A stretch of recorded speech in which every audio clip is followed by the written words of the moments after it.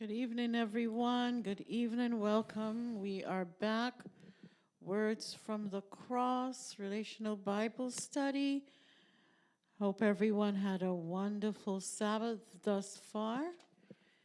And we're here to just continue to worship Him as we now study His Word.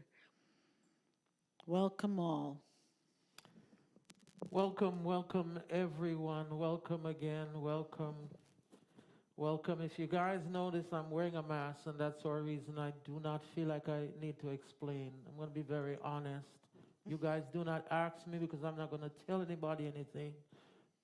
It's my business. It's just my business. I'm sorry. I don't mean to be rude, but Then don't be. I'm not being, I'm just saying, you guys, please don't ask me why I'm wearing a mask. I'm just wearing a mask. Sister Richards is not contagious, by the way. But I'm only kidding with you guys. Welcome. You know what? I can never get serious. People really get upset when I do. Yes, they do. Yeah, because I'm always like the social butterfly. It says like when I get, people. But welcome everyone. No, this is something is different. Absolutely. Yeah, welcome if you're watching by YouTube. Welcome if you're watching by Facebook. Welcome if you're watching by Twitch. Welcome. Thank you for coming. God bless you. Do us a favor. Please do what? Click, like, and Share. yeah, share the And broadcast. then we love you to go to YouTube and subscribe over there, Lilburn Global Christian Ministry. Please do. Please. And put on your notifications so you can know when we're going live. All right. Happy Sabbath again, everyone. Yeah, that's good. What else? I think, let me just do this announcement real quick. Last week, I made an announcement concerning a divorce support group that I would be spearheading here at the church. And I kind of put it out there for those of you who are divorced, those of you who are going through one or have been. We're starting a support group for you guys now. Somebody said today, are you encouraging people to go get a divorce or to be divorced? No, I'm not. What I am recognizing is the reality of the situation that we do have people who are divorced. I'm in no way sanctioning divorce. I know every time we come on this program, this is really what it is. I don't mean to make it crazy here, because I think sometimes people just really believe that all we talk about here is divorce, and it's not. What we're saying is that we do recognize that there are people who have been through that process, and we want to be caring about that, okay? And that's all that is. It's not, and so we're starting this support group for you folks. So happy Sabbath, Charnette. God bless you.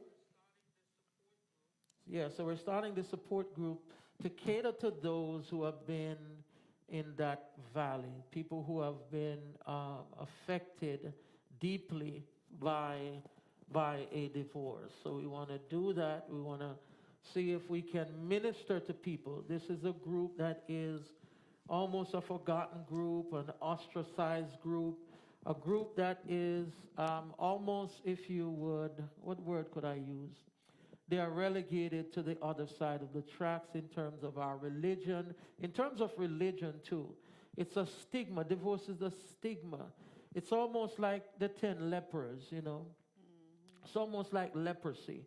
Once you're divorced, it's a social shame. It's a, people, you're ostracized, so to speak. It's just a lot. And so I think there is a space to minister to those, Lois, who are hurting in that valley. What you think? I think, as I've said before, John chapter 3, verse 16 is for people who have gone through a divorce. God does not hate people who goes through a divorce, but even though society kind of shunned that and, that's not the ideal for society, and we get it. But I think there is a space to minister to those who are going through that pain, who are experiencing that kind of trauma.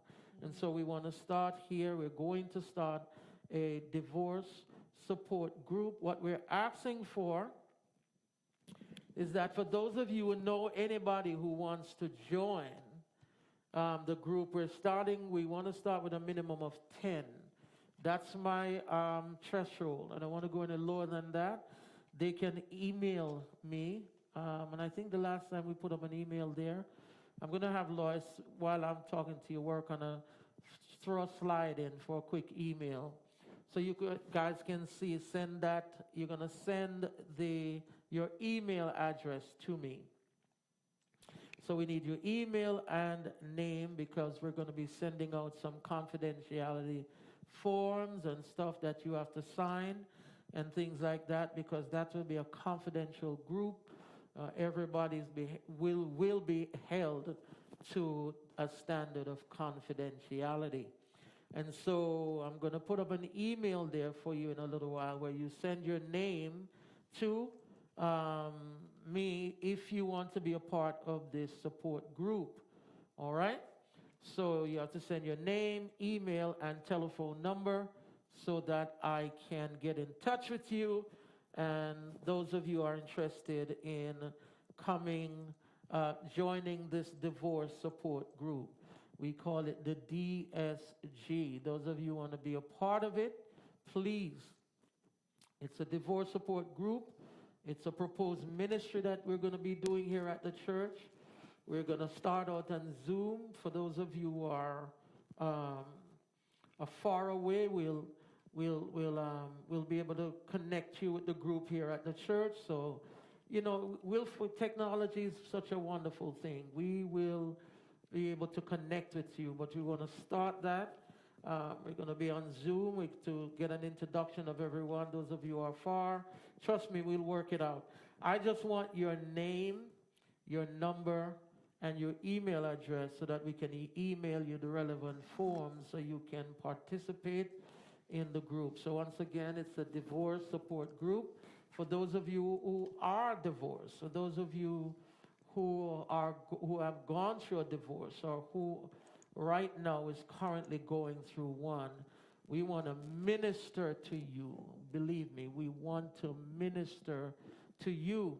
And so this divorce group will just support you. You'll be able to come in and talk with others who are going through what you're going through, and hearing the pain of others, and just really what you say now, Lois, leaning on each other for support. A healing process. A healing space. Yes, I like that. A healing space. Yeah.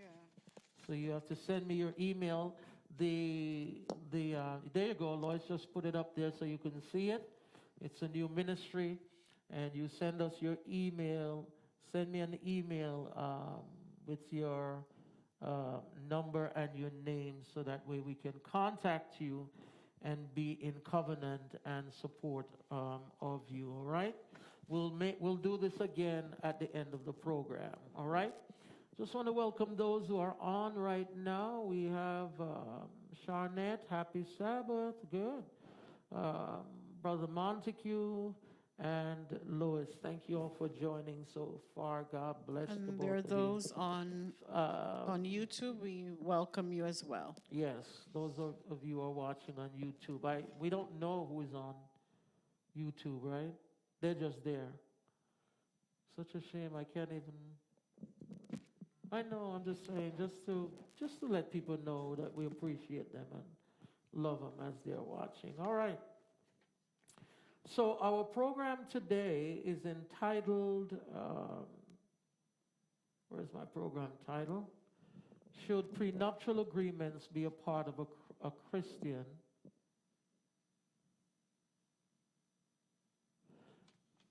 Should prenuptial agreements be a part of Christian marriages?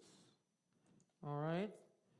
So should prenuptial agreements, we're talking about a prenuptial agreement, should it be a part of a Christian marriage? Okay? That's what we'll be talking about today. Let me say it again, should prenuptial agreements be a part of a Christian marriage? All right, that's what we're going to talk about. But before, we always have our Let's Talk segment. Let's pray, though. Yeah, we're gonna do that. We're gonna pray, and then we're gonna go right into our Let's Talk, and then we go right into our program for this afternoon. Let us pray. Father in heaven, we want to thank you for your loving kindness towards us. Thank you for waking us up this morning and giving us, oh God, fresh air to breathe, to live and move and have our being. So, Father God, we pray that you will be with us right now as we try to stay in community, as we try to provide healing, as Lloyd said, and healing space. We pray, oh Father, that you will be with us. Father, we do not know everything. We do not have the answers to everything. And this program is not everything. It's just a program where we try to come in community and friendship and brotherly love with others, to discuss the relevant issues that affect us in terms of our relationship with others. A program where we look at biblical principles and concepts to guide us in terms of our everyday living affairs. So bless us, Lord, as we go forth, knowing that we do not have all the answers. Bless us, Lord, knowing that wisdom and glory and honor belong to you. Bless us knowing that just like Solomon, who asked for wisdom, we are asking for your wisdom too, O God, so that we might be able to rightly divide the truths of life, rightly divide the biblical word, to provide healing and support and help, O God, to others, and compassion. In Jesus' name, amen and amen. All right. Let's talk. We normally have a little segment here where we bring a relevant issue or issues that has happened throughout the course of the week, something that I might have, came upon while I'm looking at social media. And so this week I want to play something for you. And basically, I think, what's the name of this fellow is? His name is... I don't know his name. It's a member of Boys to Men who came out on Instagram to apologize to his wife for... Let me see. Well, let me let you look at it, and then we'll come back on the other side, and we'll talk about it.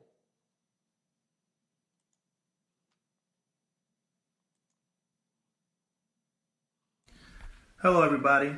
I just want to let everybody know about some things that has transpired in my personal life that apparently has been, around social media for certain people to attack people that I care about. I'm apologizing on record to my wife about my infidelity, about me doing things outside of the marriage that I'm not supposed to be doing with people who I had no business dealing with.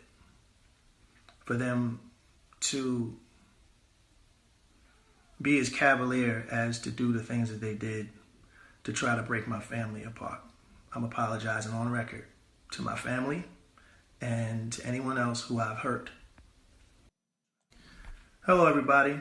I just want to let everybody know about some things that has transpired in my personal life that apparently has been, there's a lot around in terms of social media for certain people to you guys can go and check attack. that out on social media. On Monday, Sean Stockman is his name. Got it. Took to social media to publicly apologize to his wife. I think her name is, Sharonda Jones? I hope I have that right. Sharonda Jones, for cheating on her. Stockman didn't go into details of his infidelity and with who, but he did say, I'm apologizing on record to my family and to anyone, he said, else that I have hurt. He also posted a video to Instagram apologizing not only to his wife, but I think not only to his wife, but to his fans that he had disappointed, though he later took that video down. Sean and Sharonda, I think, have been married for 15 years and I think have twins together, right? You don't have to mention the children's name. All right, and so that's the bottom line with this. Social media was erupted when this happened because one of the things that was being said was that a lot of people didn't think that his apology was sincere. Simply because he was blaming other people for creating this whirlwind of trouble and storm for him. And so the reason why I brought it is because there's a lot of people who are just thinking that, man, when you do something, just come out and say, listen, it has nothing to do with anybody. The fact of the matter is, yes, if I didn't go out on my wife, we wouldn't be here. We wouldn't be here. We won't be talking about this. I think it's important. Boy. And the reason why I'm not trying to capitalize on his mistakes, I'm trying to talk to couples about and try to, not even couples, but just people in relationships and tell them, don't cheat. Absolutely. I mean, cheating, when you cheat, you're going to get caught. Well, another part of it too, the video, there were some words on there why we couldn't continue on. So there was a part, correct me if I'm wrong, where he's a part of a religion. Yeah, there's that allows him something to like have Hebrews of Israel. Yes, like the first black or whatever. Where they believe that a man can have more than one wife. Right. So he's a part of that religion. Yeah. So I guess he's using that to say, he could have had more than one, I guess. I guess but that's for 9 of those 15 years, he had this relationship with this other lady. So it's been an ongoing crazy stuff, and I guess it just kind of everything just collided and came together. Yeah. And so he had to take to social media to apologize for his infidelity and what he is doing to his wife. And I think, like I said before, the reason why social media was buzzing on social media was because people felt like he wasn't taking responsibility for his actions. He was simply going on social media to blame others for trying to hurt the people he loved and kind of putting stuff out there. But the bottom line is this, folks. Listen, if you are married or you're in a relationship, don't cheat. Bottom line. Just don't cheat. I mean, I don't know what you guys think. You heard the apology. You guys listened to the apology. Do you think that he was sincere enough? Do you think that, what do you guys think? Let's talk. That's why we call this piece, Let's Talk. Again, we're not trying to capitalize on somebody else's mistakes. But these things are out there, and they're out there for our what? For our examples. They're out there for us to learn from that, it doesn't matter. You notice that the rich cheats, the poor cheats, right? Cheating doesn't know any boundaries. No respect of persons. It happens to every single person. Do not cheat. I don't know what you think. I don't know. My thing is that I'm one who's of the opinion that if you do something, whether wife or husband, girlfriend or boyfriend, just take responsibility for it. There's really no need to blame anybody. Once you know you did it, it's really not about anybody. It's about what I have done. Yeah. Just accept what your part in it, and I guess this also comes down to an apology. I mean, when you're apologizing, are you taking responsibility for what you have done, or you're just trying to blame others. You know what I mean? Sometimes people apologize, but the apology rather has a caveat to it. They're seeking to lay blame somewhere. Yeah, and that's why he went on there, because apparently it just got out of hand. Yes. Because the first part of it was very short, where he just apologized to the wife, very vague, and then he just went off in the rant about, coming on here to just probably set things straight for those who are, Yeah, set the record straight. yeah, who are, talking too much, And you know what I've noticed with social media now? It has become a place where people come to apologize. Like, what's up with that? Why do you have to take to social media? Well, he's famous. He has a lot of fans. No doubt people, young girls, young boys, look up to these guys. He's a part of a very famous group. Boys to Men. And I mean, Yeah, and so, you have to be cognizant of the fact of where you are in your social, network, your standing, it's very important. And so even at this age, they're not expecting them to be going through all of that now. I mean, he's been married 15 years. 15 they have years, children. What are you doing? Yeah. Only to find out 9 of those 15 years, you were doing all of that? Yeah. Really? Yeah. Remind me of the song that they did, that How Can I Say Goodbye? It's so hard. We're not laughing at people's misfortune. Oh, man. I'm just saying You that. brought up the man's song. Yeah, though. it's so hard. For some people, it's hard to stop cheating. People cheat. It's difficult for people That to stop cheating. emotional connection. People try to downplay it. But it's real. One seed is deposited. I keep telling you guys, one seed is deposited. It creates emotionality. It creates connection. And it's difficult, but as We men, have a comment. Thank you, Charnette. Yes. She says he got caught, so he had no choice but to publicly confess. It didn't seem like it was his first choice to go public or say he was sorry. Yeah, I think he was forced to. I was. understand. Yeah. Because now this is out in the open. Damage control, they call This is it. all damage control. But I just don't, I think the apology could be much more sincere. Oh, yeah. Much more without blaming others, and just say, listen, as a man, this would not have happened if I did not cheat on my wife. Period. End of story. End of story. He didn't have to bring anything else into it. Yeah. And like I said, to all those of you who are married, those of you who are in relationships, whether you're 85, 90, 70, 60, whatever it is, just do not cheat. I cannot emphasize how important that is, to not cheat. Yeah. Don't cheat on people, because one way or the other, you're going to get caught.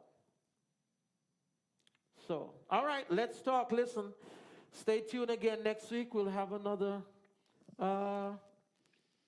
I hope you guys are enjoying our little Let's Talk. I really like it too.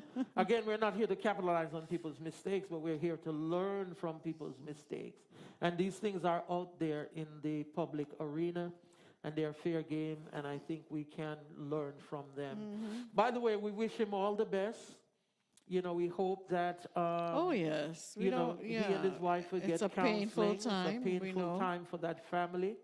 And I want to wish Sean. the Stockman family, I want to wish them all the best. I hope that, they'll get some help. We pray for the wife, because we can imagine what she is feeling at this moment and dealing with this whirlwind, this huge publicity. It's one thing between you and your husband. Now it's public. In the public now. That's the thing.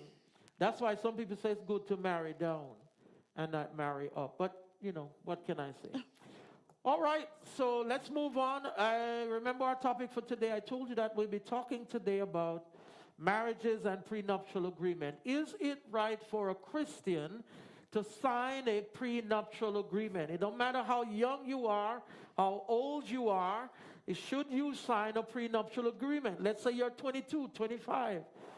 Should you sign a prenuptial agreement? Let's say you're 45, 55, 65, 75. Should a Christian sign a prenuptial agreement? That's what we're talking about today. Should prenuptial agreements be a part of a Christian marriage? So what we mean by that before you get married, the both of you are sitting down and doing what? Signing a prenup saying, just in case we don't get home tonight, I might see you for the last time, Right. whatever. We have this agreement in place that when you leave, this is what I get, and so forth. So that's what we call a prenuptial agreement.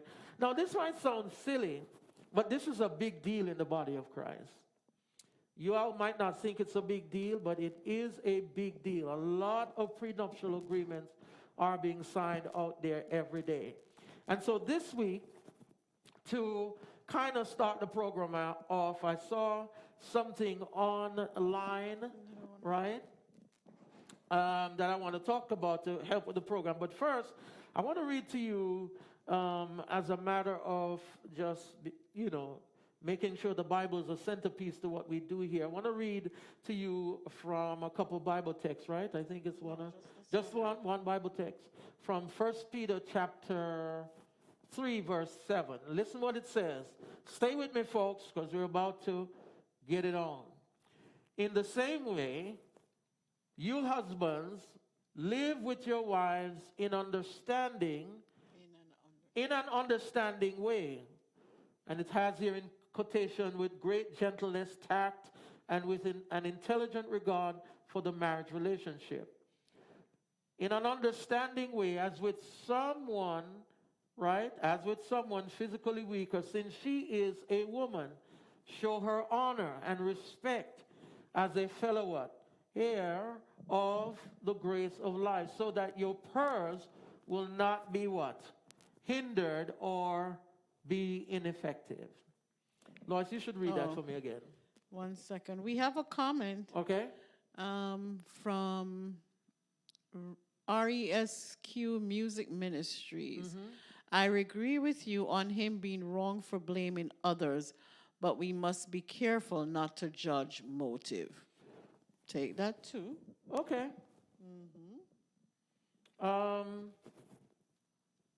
You think What you got to say? Well, I don't. I disagree. I think it's not. It's what he said. Well, that's what this person is saying. Don't judge his motives for Well, saying that. I'm not. I don't know what his motives are. What I'm saying, but what he said. When you apologize. When you apologize and take responsibility without attaching any blame to others. My point is, if you do the thing, just say I did it, and without, I did it, and that's it. If I didn't act that way, I wouldn't be here. So this is on me. But when you come out to apologize, you can't apologize and put what you have done on people. You are the one who did this stuff. I don't care what others do. You should just apologize and keep it moving. But that's an opinion.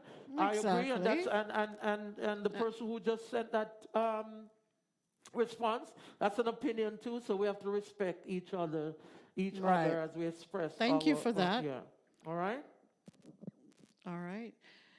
Okay. You're finished with the verse? Is this one more? She said, "It is not all about what he said, but how he said it. You can tell a lot about how someone feel by how they say something, and then that's what I'm saying. The way how he said it, you could see that he was pretty much kind of ticked off that there were people out there talking about this, trying to hurt his family, But my thing is, if you don't do something, it can't be out there. And if you did it and you're saying I did it, then just take responsibility without putting it on A, B, C, D. So it's not really judging motives. It's just, like Charlotte says, it's how he said it. You know what I mean? It's like you could tell he's reacting because he was forced to react. There's no other way to say it. And a lot of times these celebrities, they've been, a lot of them live a certain way until some light start to shine on what they're doing. And a lot of times some of them are driven to come out and apologize. A lot of these guys don't want to do any apology at all. But, you know, when you get caught, you just got to say, well, it's like cheaters. You ever watch Cheaters? People just do stuff until they get caught. And a lot of times on Cheaters, I'm going to tell you something. Every time somebody get caught, here's the big line. You didn't spend enough time with me.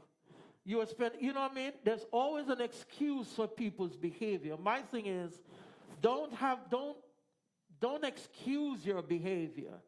Just own up to what you have done. That's all I'm saying. All right. So thank you guys for tuning in. I appreciate you guys. All right. Listen, I'm not here to stir up no trouble. All right. 1 Peter 3, verse 7. Read that again for me, Lois. In the same way, do what? You husbands, live with your wives in an understanding way as with someone physically weaker, since she is a woman. All right, stop there. So the Bible says a woman is what? Physically weaker. So the Bible is not saying women are just weak, and not in a bad way, but in a feminine way. You know, she is a feminine. She's not masculine. So I want to clarify that, because there might be a woman out there thinking, well, I'm not, you understand what I'm saying? That's not what the apostle is saying. He's just simply saying, as a female gender, right? She is by design made weak. Yeah, go ahead. Show her honor and respect as a fellow heir of the grace of life, so that your prayers will not be hindered or ineffective. All right, so this text is a seminal text when it comes to relationships. So, Lois, one of the things that as men we need to understand is that when you treat your woman a certain way, your prayers can be hindered.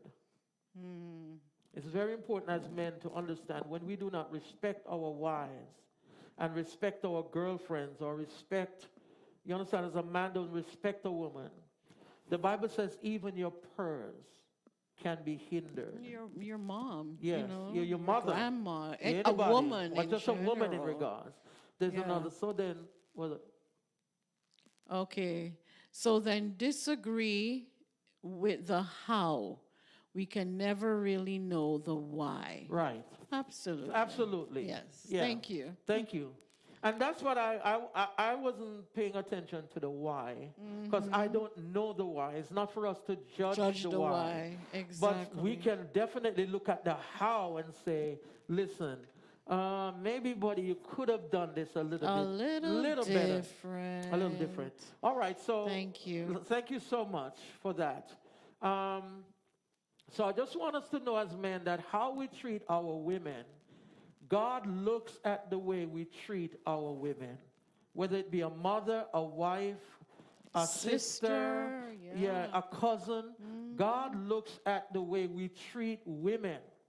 And how we treat women, as men can hinder our prayers. In other words, we cannot want to treat women a certain way and then go and pray to God and ask God to bless us. It's not going to happen. You understand? It's just not going to happen. We just can't do that. We have to treat women with respect. We've got to treat women with what? Dignity. We've got to treat them in love, with kindness, with compassion. We've got to take care of our women. That is what God expects of us as men. That is what God expects of us as husbands and boyfriends. You see what I'm saying? When we are dating, we have to take care of our women. All right? So I just thought I'd talk about that. All right. Let's get right into it. Check this out, folks. This week, I was reading, and this came across the wire on people.com. Kelly Clarkson, right, settles divorce, will pay Brandon Blackstock over $1.3 million plus monthly spousal support.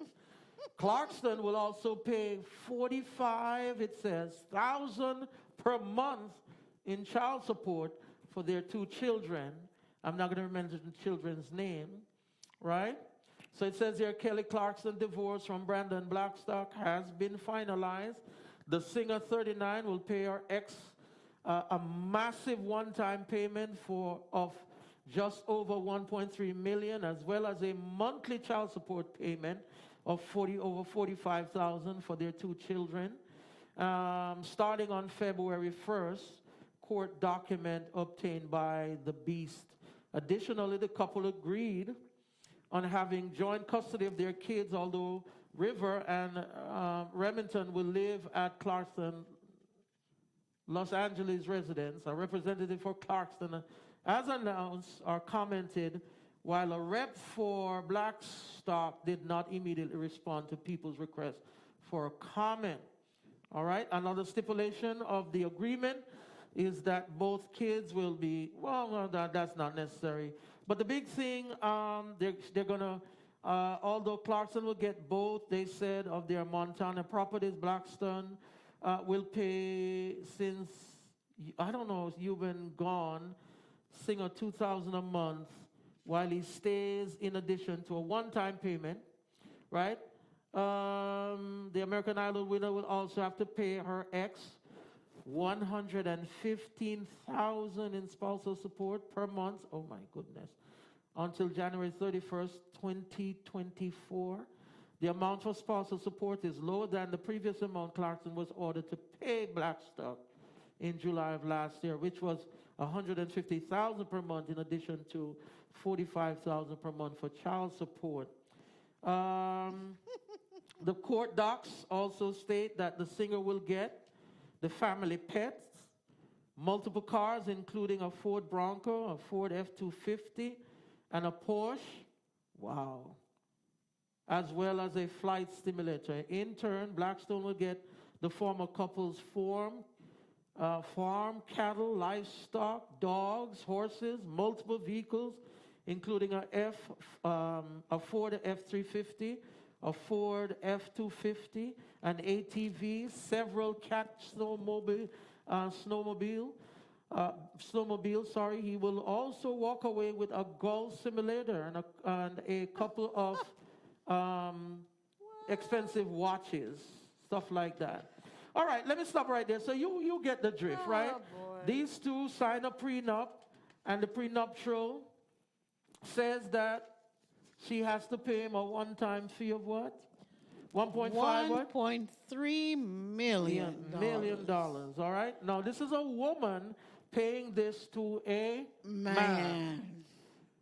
What kind of world are we living in? All right, so this is but we'll keep going. Now, this led me to do some more research on this. I wanted to do some more research on this before we get in our topic in a biblical sense. So I started to look at other celebrities who have been divorced or prenuptial agreement. This is what I found. Check this out. Okay. So Jessica Simpson and Tony Romo drew up a prenuptial when they were engaged, right? The Dallas Cowboy quarterback added the lifestyle agreement into their prenup. The clause stated that Simpson could not be over 135 pounds, people, right? During their marriage. If so, she would owe Romo $500,000 of her property for every pound over 135 pounds. The couple ended up never getting married. Wow. Now, what do you understand now? In a prenup, these things are so ridiculous. I just wanted to look at some prenups from other celebrities. Now, check that out. For every pound she put on, $500,000 essentially. Now, actor Charlie Sheen and actress Brooke Moller, that's his name, had a lengthy prenup before they divorced in 2011. Moller received $500,000 within 180 days of their wedding ceremony. She also received an anniversary payment of $300,000 for the first 10 years of the marriage. Interest was accrued on any failed or late payment.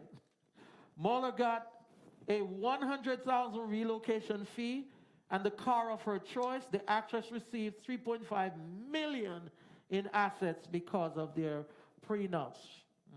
Give me the next one. We're coming for, so hang with me. Nicole Kidman's net worth is more than that of her husband, Keith, what's his name? Urban.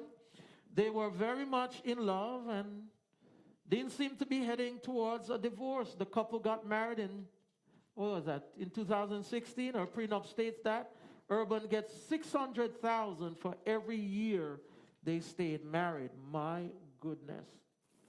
Keep going. Beyonce, listen, this is what I learned. If Beyonce and Jay-Z ever got divorced, ever get a divorce, he has to pay her $5 million for every child they have together, and $1 million annually for every year they stayed married up to 15 years.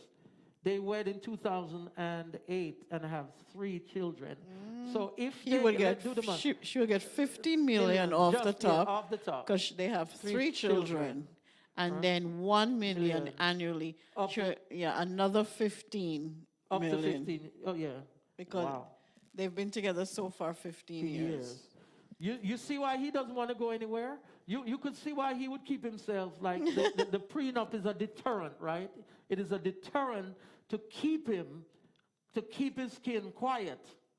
So you see how prenups, I'm not saying I agree with prenups, but in the Hollywood world, a prenuptial agreement is really something that insulates the marriage to a certain extent, according to their reasoning.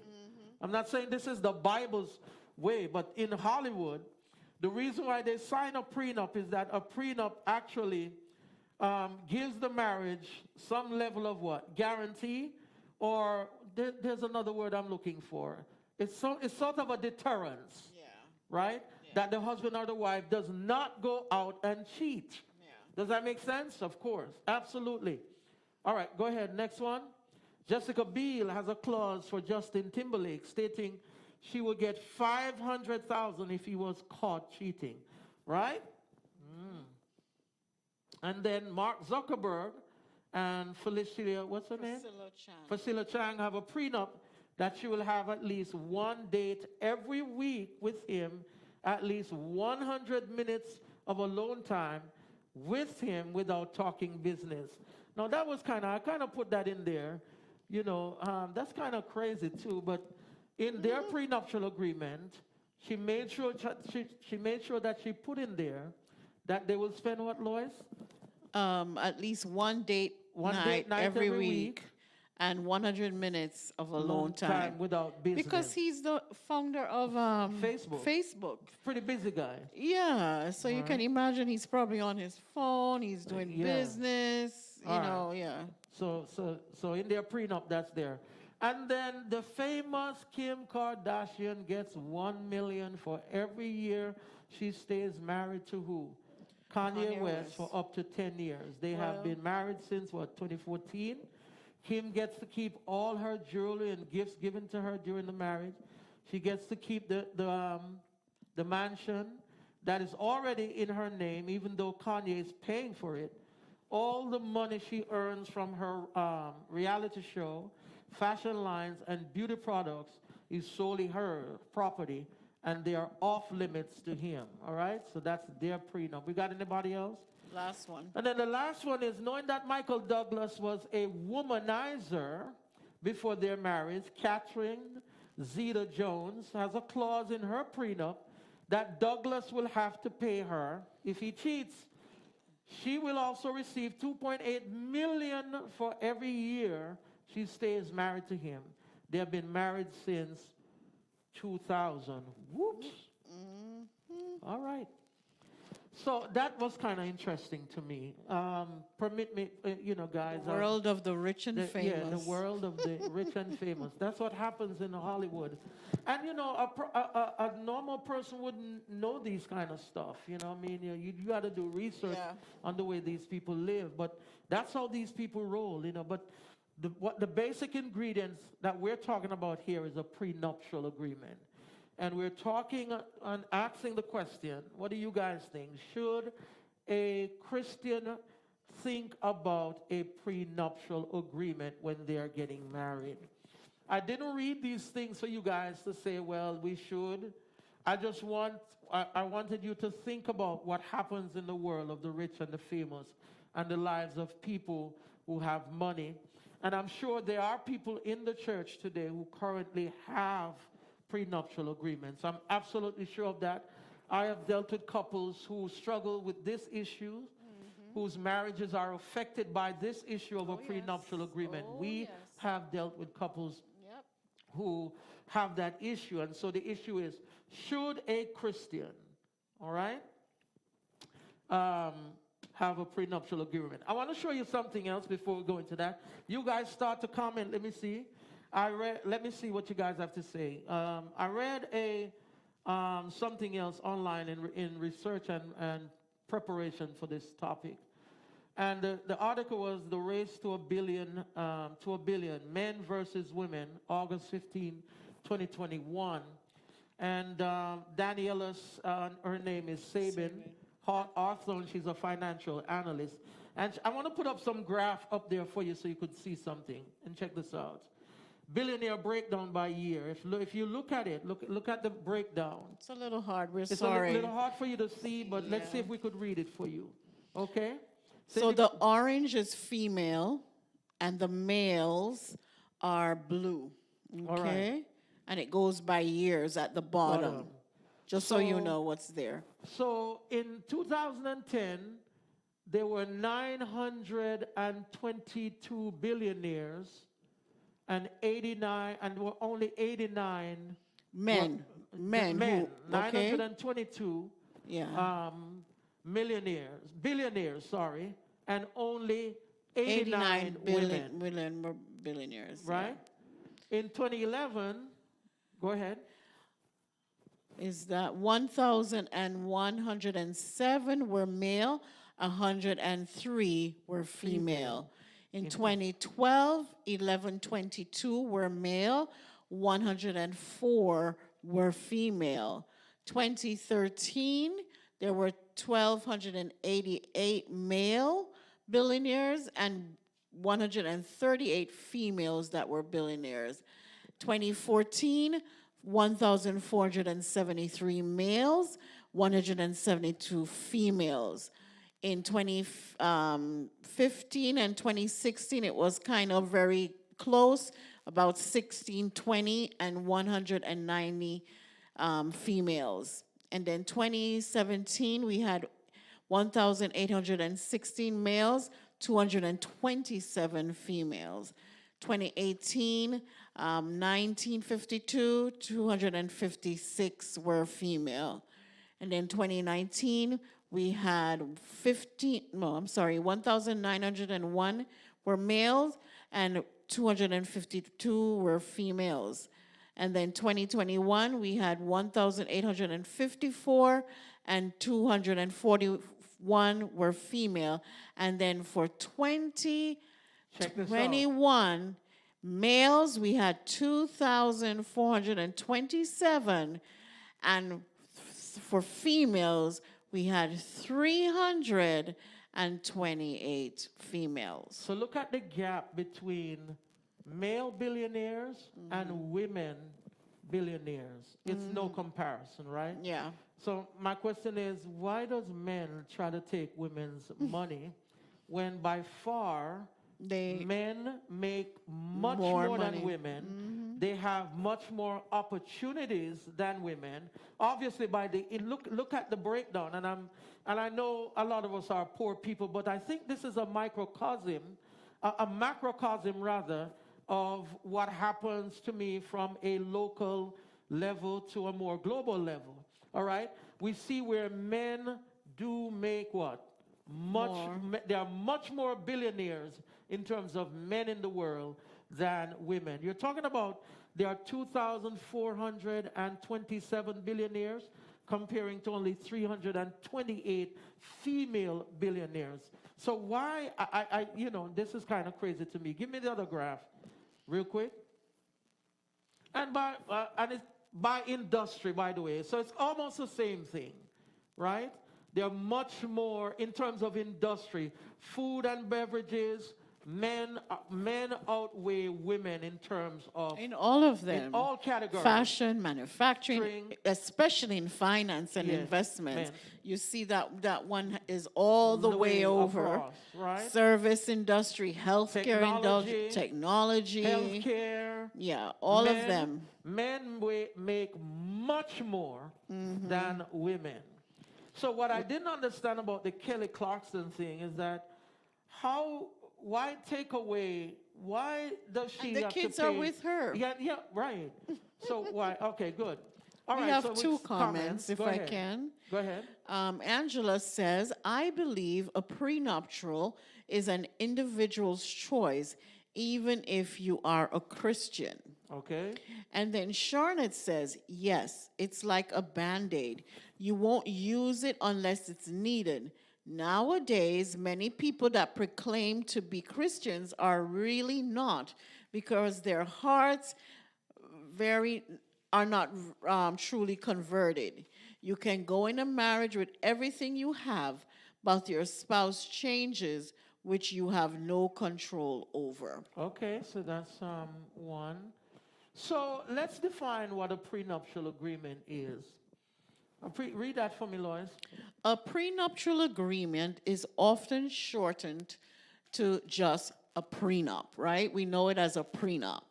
It is a written contract drawn up and signed before marriage.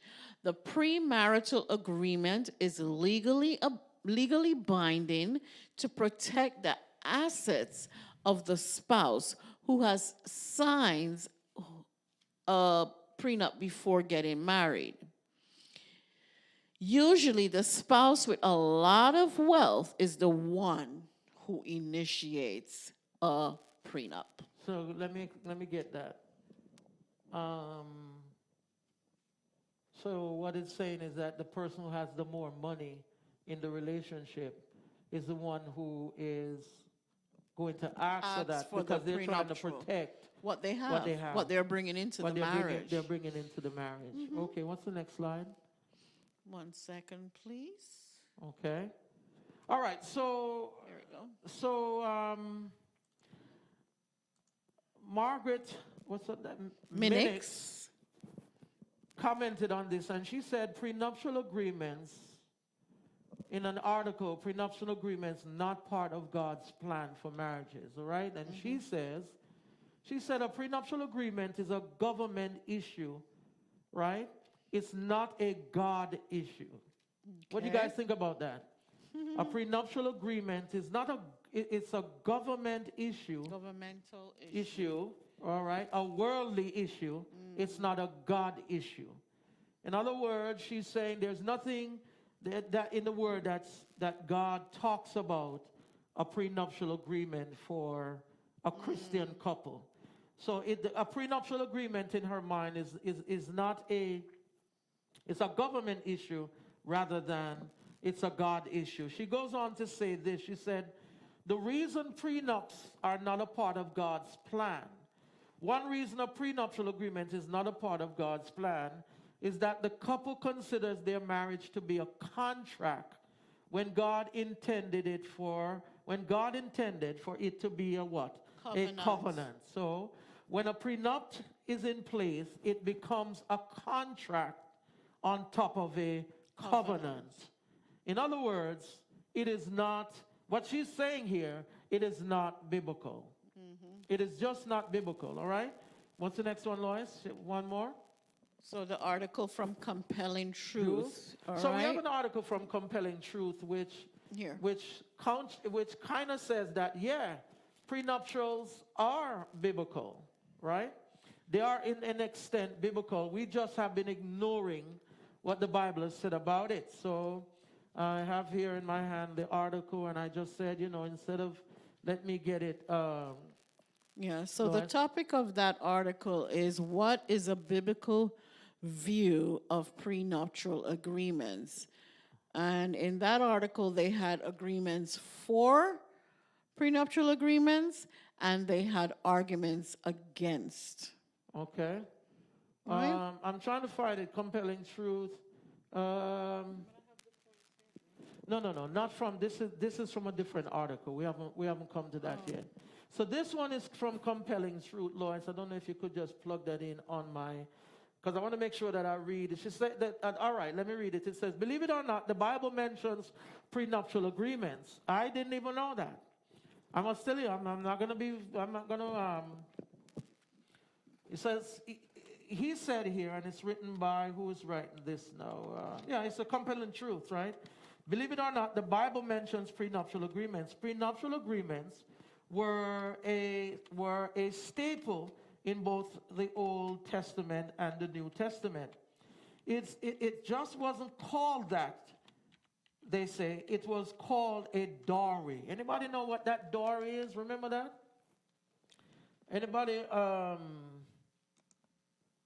There we go. It was just called a dowry. It says here a miss what? Nomer. Since the Bible actually refers to a dowry or a bride price in Hebrew, a mohar. Whatever the term, the money was paid by the groom to the bride's father or closest male relative. Women didn't have the authority to own property or money except in extraordinary circumstances. You could read Numbers chapter 27, verses 1 through 11. They were supported by their husbands, or when their husband died, by their sons. The reasons Lot's daughters and Judah's daughter-in-law, Tamar, were so desperate to have sons. Ideally, the bride price was a deposit of a alimony to be invested by the bride's father and used to care for the bride if the husband divorced her or died without giving her sons. So what Compelling Truth is saying, essentially, we just haven't been looking at it, because we have talked about this several times, that in Jewish history, the man has to give the father a what? A dowry. And what he's saying here, what they're saying here, that the dowry is a form of prenuptial agreement.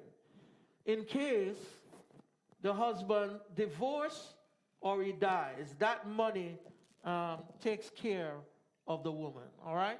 I don't know if I'll put it that way. Whatever the term, the money was paid. Here. This All is right. where you're at. Exodus chapter 22, 16 through 17 also talks about the bride price. If a man seduces a virgin who is not betrothed and lies with her, he shall give the bride price for her and make her his wife. If her father utterly refused to give her to him, he shall pay money equal to the bride price for virgins. The seduction part implies, right, that the girl was not an unwilling participant to the activities, but the man had not gone to her father to ask for her hand in marriage. If her father agreed to the marriage, the man was obligated to pay what they call the mohar. If the father was against the agreement, the man was still to pay, because the girl was practically unmarried and would need financial support. Unmarriable and would need financial support for the rest of her life. Often, young men were not able to afford the entire mohar at the time of the wedding. Rabbis then included, I'm sorry, I'm just reading jacked up to rabbis, then included the promise of a future mohar in the, what they call ketubah, the prenuptial agreement explaining the husband's responsibility to the wife, both during marriage and, if need be, what's that now? Upon their divorce. The prenuptial agreements we know today derive from the same idea. A woman who married devoted her life to supporting and promoting her husband's professional success. Like the woman in the Bible times, she probably didn't have a significant source of income for herself, nor had she taken the steps to be competitive, right, in the job market. A prenuptial agreement would ensure she was supported should her husband divorce her, or as well as acknowledge the part she played in her husband's success. All right? All right, what do you think, honey? So what he's saying here is this, is that essentially, you are right. There still, it's my bad. What he's saying here, essentially, that the dowry was the prenuptial agreement back then. What do you think? Because the husband had... know yet. You don't know yet? The husband. What do you guys think? The husband... I need more evidence. Toriana says... I need more I evidence agree. than that. It's not biblical. Yes.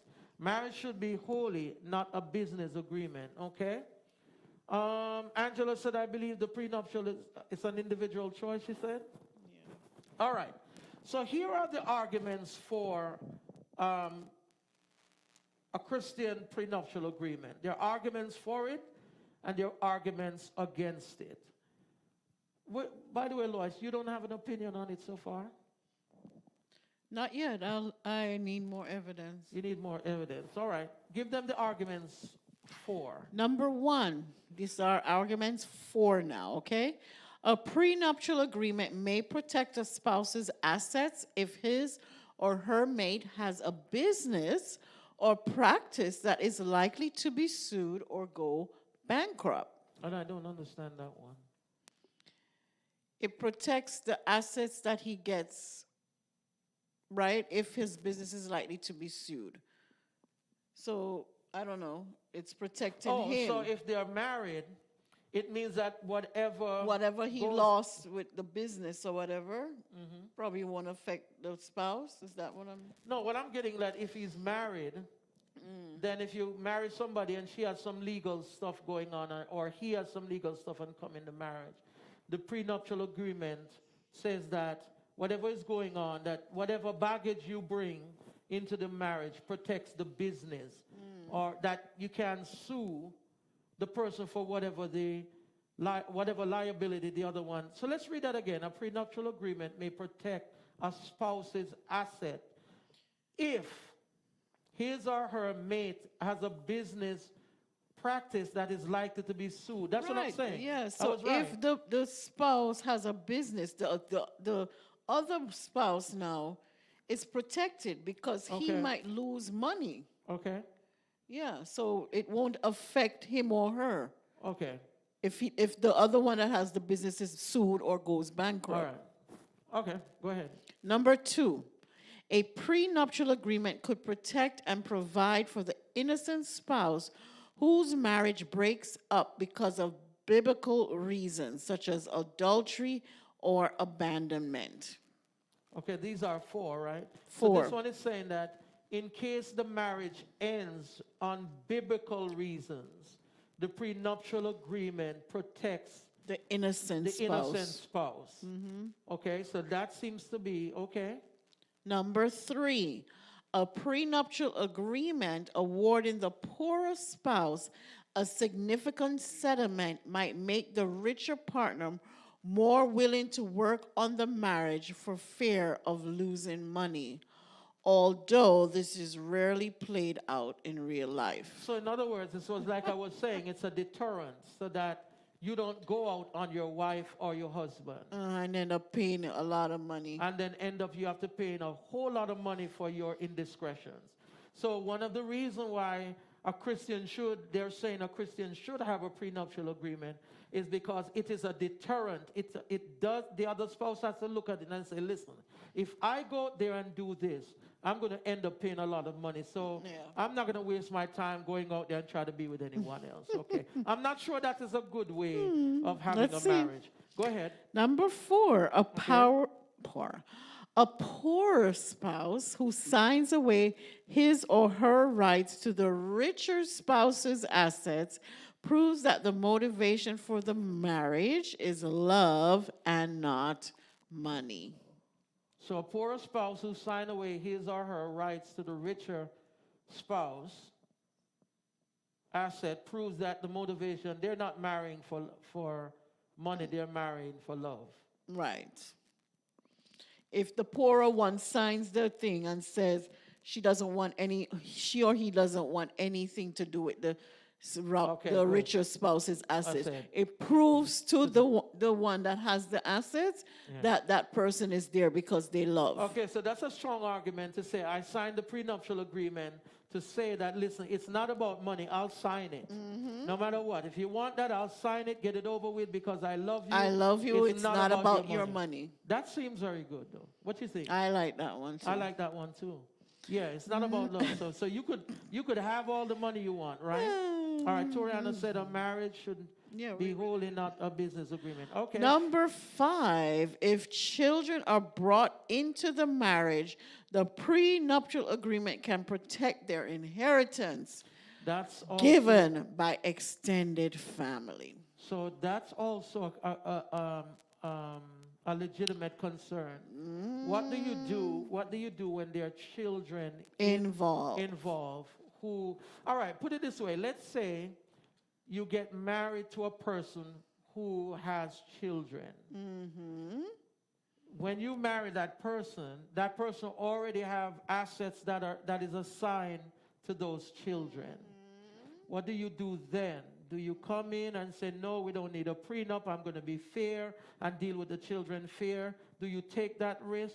Or you simply say, no, I'm going to put this in the prenuptial agreement so that if anything happens, my children get what they were already promised before you got here. Does that make sense? All right, that's one. That's it for 4. Now we're So- going to go for against. Here's the arguments against prenuptial agreements for Christians. Number 1, the existence of a prenuptial agreement means the couple contemplated and prepared for divorce before they were even married. This does not reflect a solid Bible-based commitment. So in other words here then, when a Christian signs a prenuptial agreement, you're talking about divorce before you what? You're even married. Before you're even married. So that's Charnette one. says she likes number 2 and 5. Number 2 was talking about protecting the innocent spouse when there's infidelity. Right. And number 5 is the children and their inheritance. Okay, so that's 4. Okay. Yeah. All right. So remember, we're back at against now. Number 2, most prenuptial agreements aren't designed to provide for the poorer spouse, but to protect the assets of the richer spouse, which is selfish and not in keeping with the unity of the marriage. That is very strong. Yes. All right. So these are the arguments against Yes. prenuptial agreements. Number 3, financial situations can change during a marriage, and the prenuptial agreement may not allow for the change. Say that again. No, I wasn't paying attention. Now I am. Financial situations can change during a marriage, and the prenuptial agreement may not allow for the change. Okay, good. All right. And else? then the last one, prenuptial agreements cannot by law decide the fate of existing or potential children, and therefore cannot adequately determine their needs should a divorce occur. Oh, wow. Wow. All right, so you have heard the arguments for and against. Let's start a discussion now. What do you guys think? Now is when we start to think or looking at. First of all, I've just been sitting here listening to all of this, and I'm wondering, Lois, when we talk about a prenuptial agreement, is God, I think we have to ask the question rather. Number 1. Yeah. The existence of a prenuptial agreement means the couple is contemplating and preparing There might be a divorce. that there might be a divorce. So that tells me that there is lack of trust. That tells me that there is no faith in the biblical approach to biblical the covenant that you're going to Yeah. make. That's what I've been sitting here thinking about that. Now, of course, Hollywood have a different set of principles and rules that they live by maritally. Yeah, and so we can't go we by can't that. go back with that, by that. But when it comes to the child of God, if you sign a prenuptial agreement, what are you saying to God? Mm-hmm. And we have to ask ourselves the question, is God pleased when we sign a prenuptial agreement? Does God want us to sign a prenuptial agreement? Based on we're living in sin, we have people who are shotty and shady, we marry people who are less than honest, who sometimes come out and show their true colors after a while. Mm-hmm. Because sometimes people mask who they are. Oh, yeah. And sometimes people Mask it really well. They go into a marriage and you don't know all about a person, in 2 months of marrying them. Mm-hmm. It's over a period of time. So the issue is a prenuptial agreement healthy for a marriage? What do you think? I mean, we have heard a lot, but is it healthy in some cases and destructive in other cases? Do we need to think about a prenuptial agreement as Christians? Because we're living in a world of sin, because the Bible says the wages of sin is death, because the Bible says, the heart is desperately wicked and who knows it? So do we I want to address the point with the children and their inheritance. I know, like at work, if the family wants to sign like an advance directive, right? It lists there what the person wants, in case they're not able to make decisions for themselves. There's a written document that lays out their wishes. So if you are concerned about the children, right? Is it okay? I'm just asking a question. I'm putting it out there. Is it okay for you, like if you came into marriage with children? This is for marriages that you have a child before, and you're trying to protect what you have built for your child or children, right? Is it okay now to go ahead and have a written thing that is, a legal document, a legal binding document that says that this is for my children and my spouse now cannot have access to what I have for my children? Is that something that is similar to prenuptial, or would it be something that is just a sensible thing to do? I think it borders on the line of a prenup. I think that, I don't know, this is really one of those things that I really struggle with, because let's say people are getting married for the second time, or even people are getting married for the first time. There's a lot of women who are going into marriage with children. So men are, and they're career women. They're career they've women. done well for themselves. And they've been doing well before the man came along. Exactly. And so now they have worked hard and established things for their children. Should one say because they want to create a document that documents, that this is for my children? Is that wrong? I mean, you're making a will. Yeah, I don't say a will. A will, yeah. I don't think that's wrong. Right? I don't think making maybe this is where I think we just have to I just have to go with conventional wisdom that I think people should make wills and not prenuptial agreement, because for me I disagree with prenuptial agreement on the basis that it is saying essentially, listen, I'm doing this in case we get divorced. In other words, you're having divorce on your mind. You're not thinking about the covenantal contract, that God has implemented for the husband and wife. So I just disagree with it from that perspective. I do not think it is healthy that people start to think about it. Listen. Gemma said, making a living will. Yeah, making a living will. I think you make a will. I think in marriages, couples have to come to a point. Bro. Wait a minute.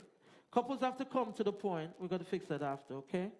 Couples have to come to the point where they realize that, listen, if you come into the marriage and I already have some things, you have to respect that. And I already have some children that I've made a will for these stuff. One would hope that, you know, people would be fair to that. Yeah. The man who's coming in would be fair to that. And remember, I have an issue like with what we read before, with all these men taking all these money from these women. You know, when men are stronger, men make more money in our society. You know, I think it's just fair that if a divorce happens, you make sure that the woman is taken care of. You don't try to take from the women. And I think a lot of these women are realizing that a lot of men today are freeloaders. A lot of men today are coming in. I'm sorry, I don't want to put it that way, but a lot of men today are coming into relationships and they're depending on the women, and that is the truth. And so a lot of women are getting smart about it by making sure that they are covering themselves. You know what I mean?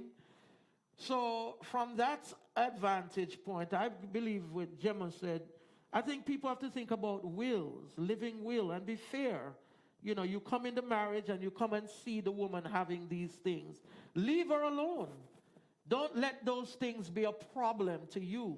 What she does with those things should be... And especially for her children. Yeah, should be her prerogative. And either he or she. I'm just saying she, Right. but it's... I hope, you know, I'm just understanding that it's either or. Yes.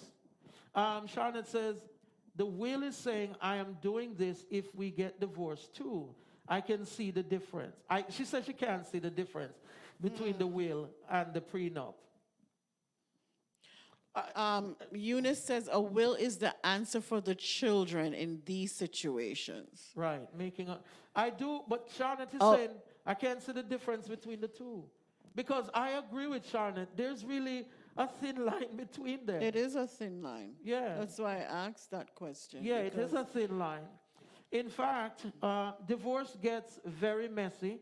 It often shows the worst of a person, of a person's character. And if you go in wholeheartedly, I don't see how this contract will affect you. And I think that was one of the comments made here, like, go ahead, I'll sign the prenup. Find it there. I said, I'll sign the prenuptial agreement because I'm in this. This one? Yes. No.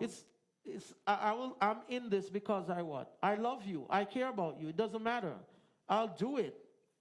You know? So I'm agreeing, I'm agreeing with what Charlotte says. I think if you're in it, what's the big deal? You know what I mean? If it's a will, if it's This a one, prenup, number it says 4. a poorer spouse who signs away his or her rights to the richer spouse assets proves that the motivation for the marriage is love and not money. Yeah, and I think that, to me, Lois, if you come in a marriage, I don't think Christians should think about prenuptial. Thank you, Paula. What Paula Paula says the previously married spouse can put the assets in a trust for their children they had before. Okay. And then Gemma says a will is for if you die, not divorce. So that's the difference, Charlotte. Thank you, Gemma.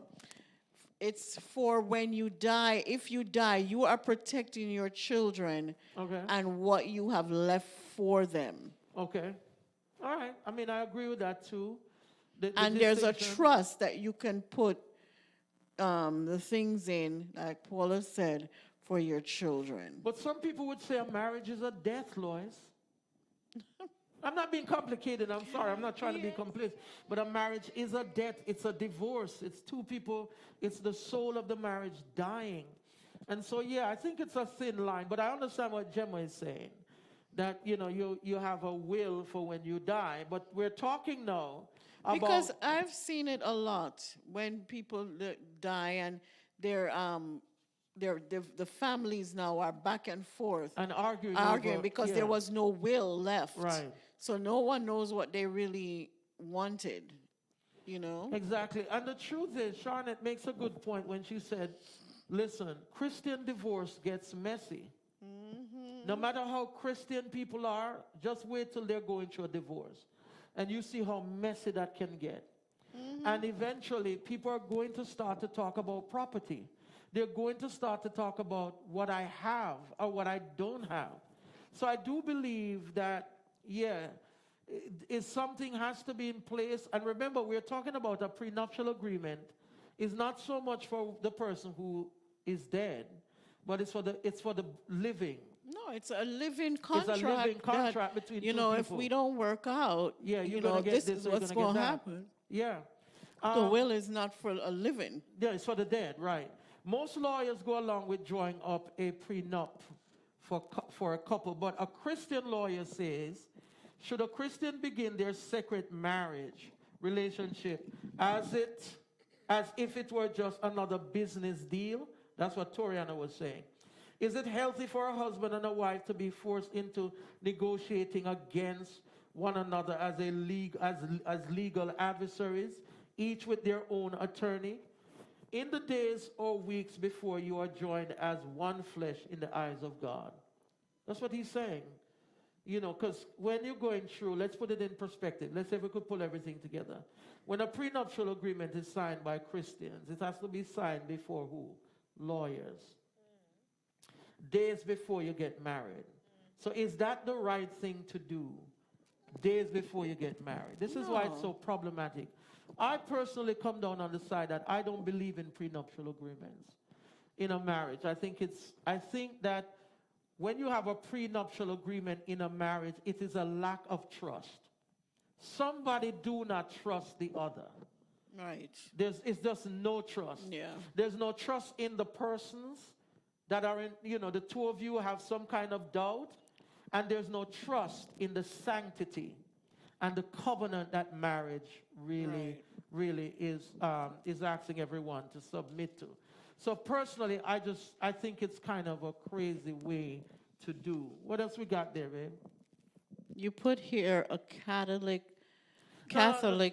No, that was just to remind me that the Catholic, in the Catholic world, a Catholic prenuptial agreement will be drafted without mentioning divorce and not subject to disapproval by the church. So in the Catholic Church, that's what I just put that there to remind me that they allow their members to draw up a prenuptial, but the word divorce cannot be mentioned in there. Like in case of a divorce. I don't know what's the point. The point is, because the church don't believe in divorce. So why do it then? But this is what I'm saying. What they do, they say it can be drawn up, but the word divorce cannot be in the contract. Right? Because if it is... But a prenuptial is for those that are divorced.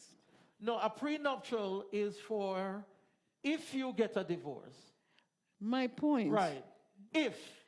Yes. Strong if by them not mentioning divorce, what's the point? I don't know what the point the Catholic Church is making either. It says, I'm not subjected to disapproval by the church. So the issue is that you're drafting up a prenuptial in the event there is a divorce. So by not mentioning divorce doesn't mean that it's not going to happen. I agree. I agree with you. I agree. So we have a few Bible verses. Is that what you want to do now? Yeah, just a few. I just want to remind people. Well, before we do that, remember that the Bible talks about, let's go to Ephesians. All right. We've said this so many times. Ephesians chapter 4, verse 25. Husband, love your wives just as what? Christ loved the church and gave himself up for her. If you love your wife, where are you going?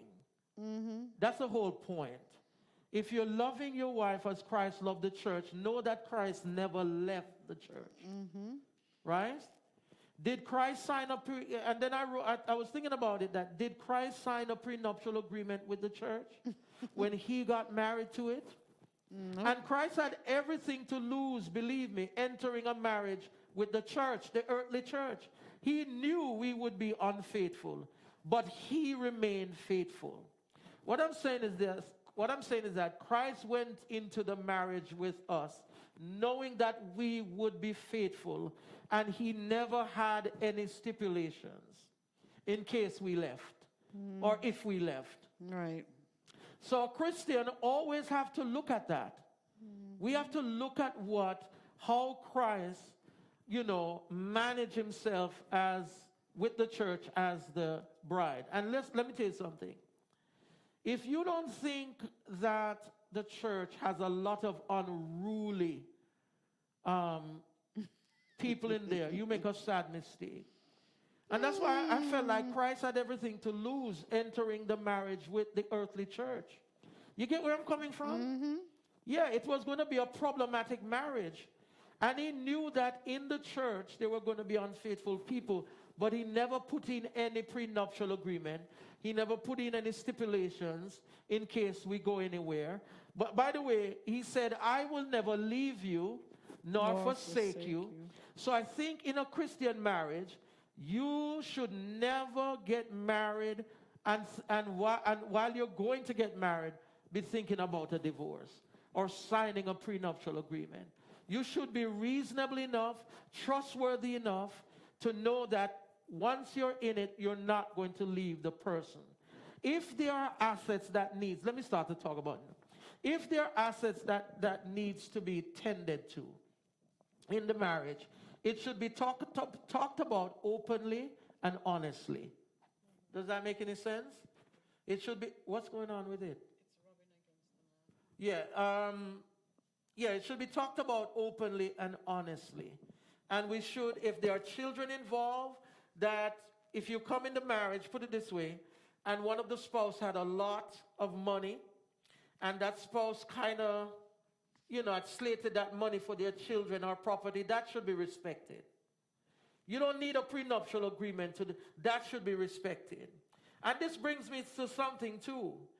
I don't even understand why couples have different bank accounts.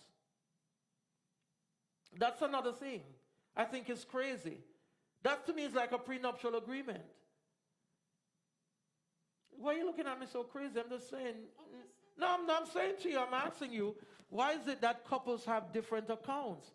Bank accounts. That's something I think is a mistake. Because in a marriage, everybody's coming to be what? One. So there should be one bank account, one house, 2 cars belong to both people. Everything should be one, and the two shall become one. So do you believe that couples should have separate bank accounts? No, not really. Mm-mm. Not really? I mean, you're not sure. Angela made a comment. Go ahead. She says a live-in will mostly entails health-related decisions, but a regular will gives a step-by-step breakdown of who gets what. Usually with prenup, one person at least have a lot of assets. Exactly. And that person is really trying to protect What they have. And that's to me is not what they have, is what we have. The thing about it is that if you come in a marriage where one has more than the other, guess what the attitude is going to be? It's going to be, I have what I have before you got here. So a lot of times, couples are not even trying to, I don't know if you get what I'm saying. Let me put it another way. I'm saying that most people, when they have stuff, people are very clingy to what they have. I work for this. This is mine. Obviously, when you come into a marriage with someone, that can be the attitude. This is mine. People like to say, this is mine. People don't like to share by nature. People are not naturally sharers, givers. So most time when you come into a space where one person have and the other person have, put it this way, the other person always think that this is my house. I have met let me put it another way, because sometimes I feel like I'm talking. All right, well, for example, I've seen where a man marries a woman and the woman have a house. When the man get in the house, the woman keep referring to the house as my house. Why? because the man didn't put any money to buy the house. Right? So in her mind, that's my house. That man is never really, he's never really going to be a part of that house, because when she bought it, he was never there. Henceforth, she will always say, this is my house.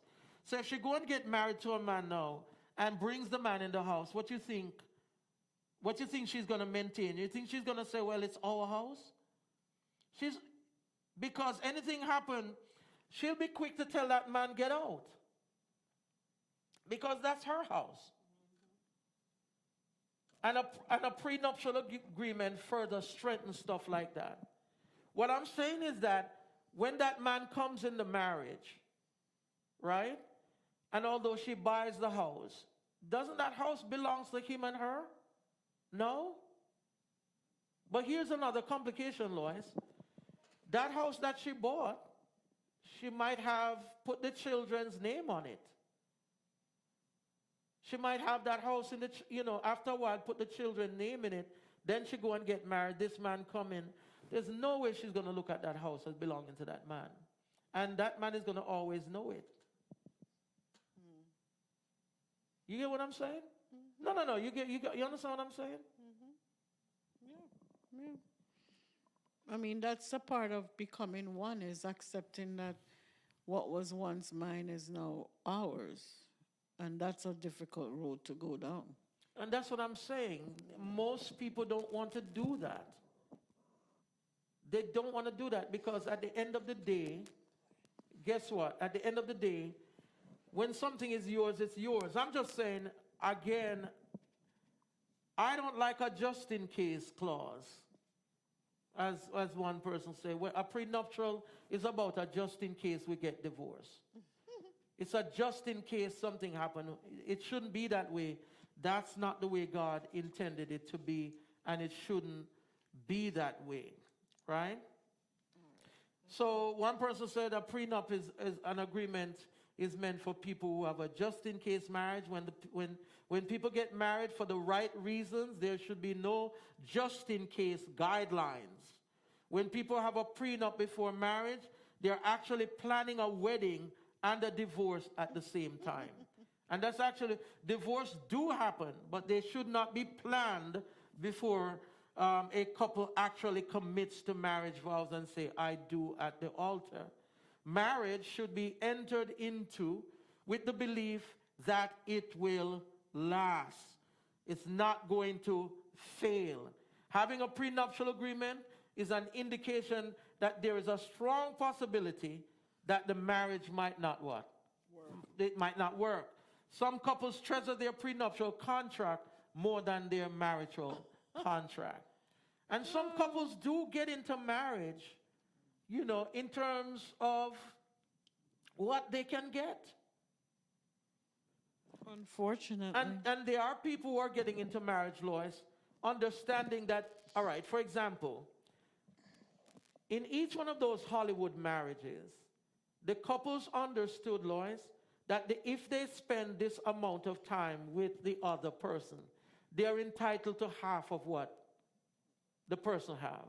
Right. And a lot of people will stay in the marriage for a certain amount of time because they realize that if they stay in the marriage for a certain amount of time, then half of what the spouse have belongs to them. So sometimes a prenup is a motivator for people to get a divorce. Huge. Because they understand the law. The less time you stay is the less you have. The more you stay is the more you have.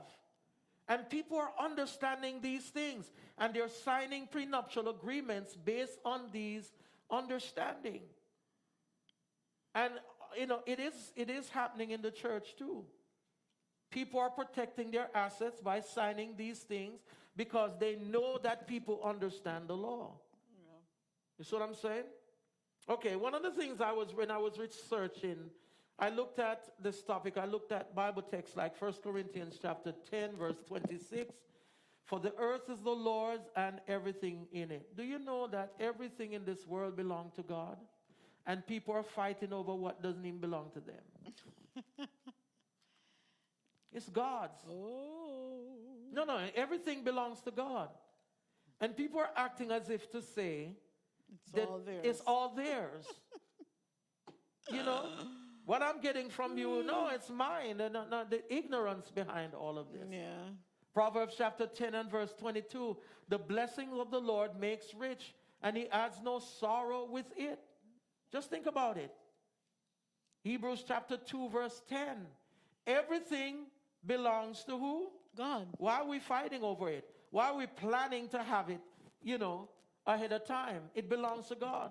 All things were created by his power. We can move on from that text. Go ahead.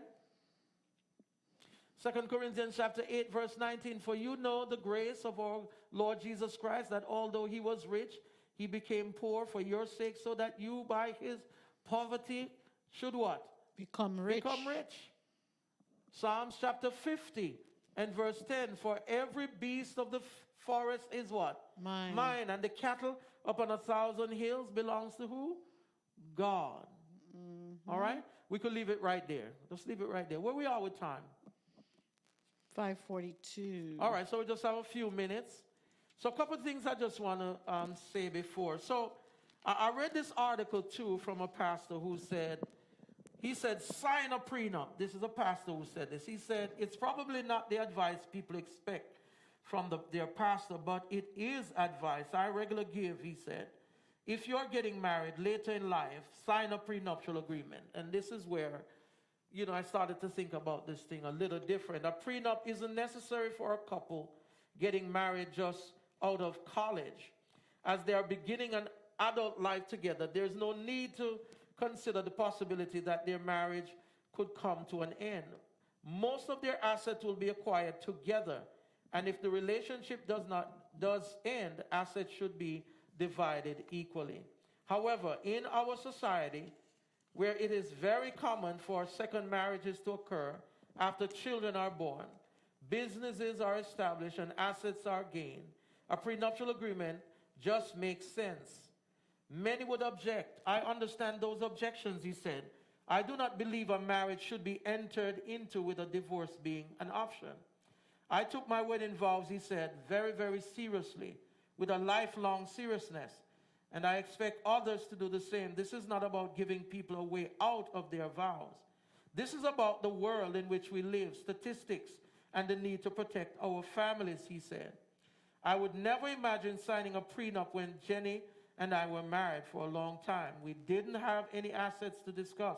However, if something happens to either of us and the one remaining decides to remarry, we should sign a prenup.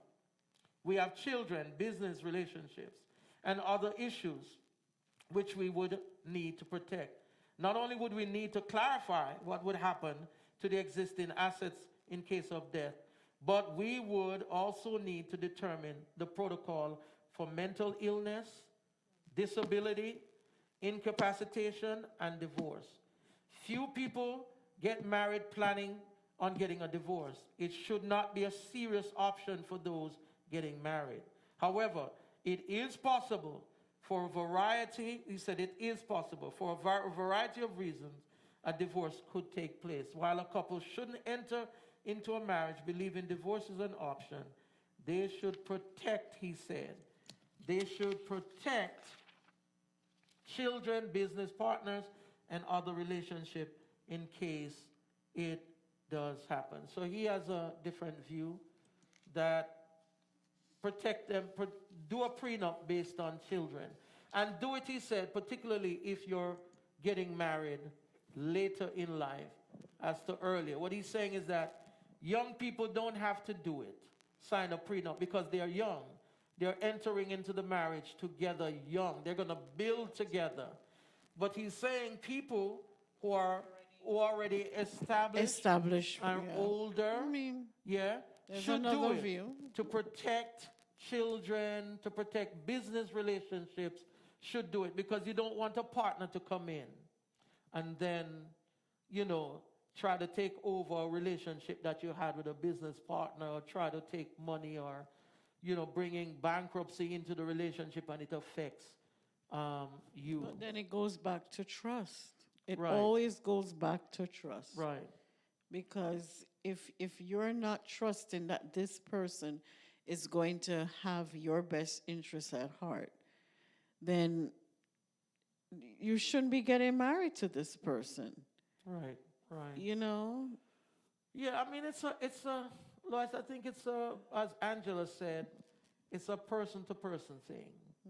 But But personally, biblically, I think- I don't support it Yeah, it's because it not. undermines the covenant contract with God. If off the bat you're going to do that, And the you goal know. should be, where am I going to end up in God's kingdom? Yeah. That should be your goal in life, Yeah. not the pursuit of material things. Right. things. You know what I mean? Yeah, and remember what Romans chapter 12, verse 12 says: "Love not the world, And nor the yeah. things of the world." Right? The issue here is, as Christians, we ought to be kingdom-minded and not worldly-minded. Worldly-minded, yeah. A prenuptial is a worldly contract. It's coming from a more business perspective, right? And it protects people who are wealthy. It's almost, I don't want you to get my money because I work for it. I don't want you to get to walk away with things I worked for. Right. And that's like what you see the Kelly Clarkson of the world and the Beyoncés of the world and all of these people do. When they marry these men, they're making sure, That right? their assets are Yeah, their assets are protected. protected, and that these men don't walk away with what they're hard earning. They're working hard to earn what they have worked hard to earn. So we have to be. When I look at it, I just don't agree with it. But I do understand that it happens in the world. Should it be happening in God's church? Probably not. No, not probably. Right. No, because remember, when you are married in God's church, you look at the covenant over the contract. And if people are walking in the Spirit and love each other and abiding by the word, you have nothing to fear. You understand what I'm saying? Oh, yes. Nothing to fear, because God is indeed protecting, is protecting the both of you. Avril said, if we look at Hollywood's history, most of the marriages end on divorce. Yeah. A lot So of these, true. a lot of these couples understand. And they know that. They know that. I think a lot of Hollywood couples They're understand. just trying, I Yeah, guess. that most of these marriages are going to end in divorce. And so marriage today has become a business enterprise. I'm going to go in there for a few years, and I know if I stay in it for 15 years or 10 years, and I decide I don't want that person anymore, I'm going to come out buku rich. You understand?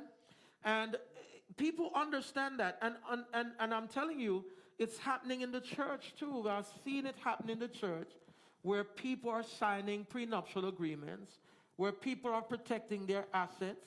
Because listen, the church, even though we might be at a certain socioeconomic level, the church has well-to-do people in the church. And these well-to-do people get married. And when they get married, a lot of these well-to-do people have children, and they're trying to protect that $500,000 house. Yeah. I mean, you're not just going to let a man walk into your life after you marry him, and he comes in your life seeing you having this $500,000 house, 4 cars, a piece of land, and you're going to say, okay, that's my husband, I don't care. He comes in it off the bat, I'm going to put him on the deed. It just doesn't happen unless you are single. Unless you're married to the person, it's your second marriage or your first marriage, and you're just single, you have no kind of children obligations. I just don't believe that prenuptial agreements from a Christian perspective is the correct thing to do. I really don't. And one of the things that I was doing this too, Lois, I was looking at women in the Bible. And you have women like Priscilla, Lydia, and Phoebe. You remember those? You don't have to put it up there. And these women were hard-working women. These women were Priscilla was a artisan. Lydia was a merchant. She sold The purple fabric, the right? fabric, yeah, that stuff. Rich fabric. Rich fabric. So why did I mention that? It's Phoebe. because women were hardworking. What I'm saying, there's a history of women working and accumulating wealth. Yeah. And there's a history of men understanding that and marrying women for wealth. And there's a lot of women who marry men also for wealth. And sometimes in a marriage, Lois, a woman can marry a man because of his potential. His potential to have wealth. You get what do you understand what I'm saying?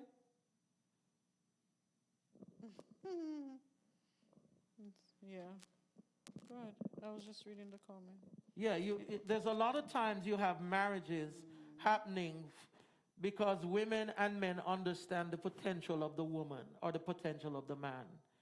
And so they might not see the money right now, but they see the money in the future. And they marry, and they time the stuff, and they live with that person. And when they get to a point where they realize what they can gain, they want to get a divorce. Anybody who wants you to sign a prenuptial agreement, well, they did say, Lois, that the prenuptial agreement is signed by the richer. That's the one that person. requested. Yeah, the person who always requests the prenuptial agreement is who? Right? You have a comment? Yeah, Toriana said that Denzel Washington said that most of his friends who had told him to get a prenup are now divorced. He didn't want it to do it because he got married for love and not for the worldly gain. Right. And they're still going strong. Today, 30 years. And this is what I'm saying. If you really love somebody, what is the need for a prenup? Yeah. If you're a woman and a man of God, why are you signing a prenuptial agreement? Unless, I don't get it, unless you're just selfish, unless you just don't want that person to inherit what you have. And I'm trying to tell you, there are some people who take that kind of position. And so the Bible verses that are promises in the Bible that tells us about treating the other person better than ourselves and loving each other and all of that. Where does that come in? Because if we're getting married and we're just, we're devoted to the love that we're sharing, and we want to live together, we want to grow old together, we want to become one, then a prenup is just negating all of that in my estimation. Because it's saying that there is a chance here that we're going to split. Yeah.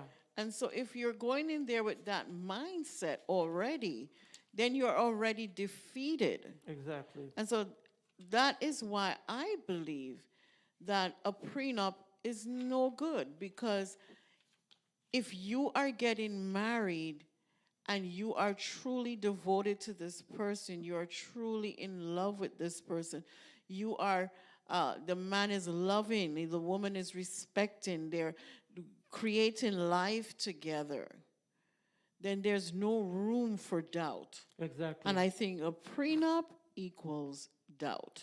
Yeah, Sister Duncan said signing a prenup is planning to divorce. I agree. Imagine before you marry, you plan to divorce. Then why marry if it will end? And another thing, Lois, I just wanted to say on this prenup thing and getting married. Listen, when you marry, you must marry somebody you can trust. That's it. If you do not If trust you don't the person, trust, why marry them? Then there's no need to get married. Because the only way you're going to ask for a prenup is unless you do not trust the person. Absolutely. So if you're going to, that's why people should marry to people whom you trust. And when you marry people who you trust, and the only way you can know that you trust the person, listen to me, the only way you can know that you trust the person is as if you spend time with that person. is as if you get to know that person. Yeah. Stop marrying people because you believe you love them. Yeah. Get to know them. Get to know people before you marry them. Love, I keep telling people, love is an important part of a relationship. It is not the entire aspect of the relationship. Knowing a person is greater than loving them. Yeah, you'll have the confidence. Yes. To get into that marriage and know that I'm going to be okay. Right. This person is not going to treat me dirty. Exactly. This person is not going to try and hurt me or harm me in any way. Yeah. So So, you know, it's just always a best practice to marry someone that you know who they are, you know who their friends are, their company, they know who their family is, you know, and, you know, stop living in the fantasy world of, oh, I love him, he completes me, I love her, I've never seen anyone like her, she treats me so well. Get to know who you're getting involved with. person, and is trust a big thing? Absolutely. And another thing I think needs to happen too when you're planning to get married, or even in marriage nowadays, when you're planning to get married, you've got to understand the person's financial background, what you know, how financially stable they are. If there's debt, what kind of debt they have. People are just getting married today without even sitting down and discussing these things. What kind of debt they have. What's their credit history? These things are not off limits to sit down and talk about, you know.